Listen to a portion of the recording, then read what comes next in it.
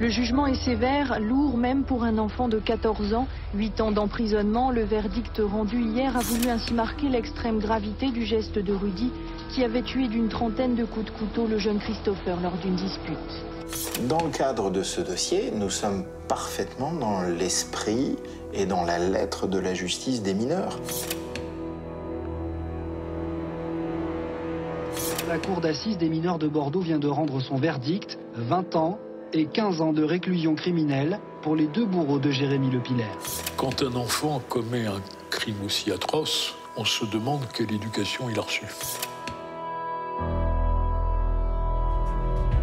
Réclusion criminelle à perpétuité. Le meurtrier d'Agnès est le premier mineur depuis plus de 20 ans à être condamné à une telle peine.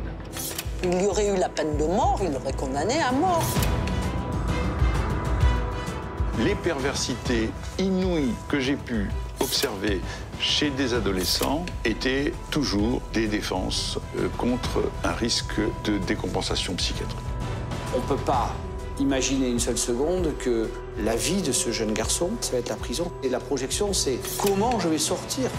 De ce dossier, je retire le sentiment profond qu'on a condamné à perpétuité un garçon qui est en réalité un malade.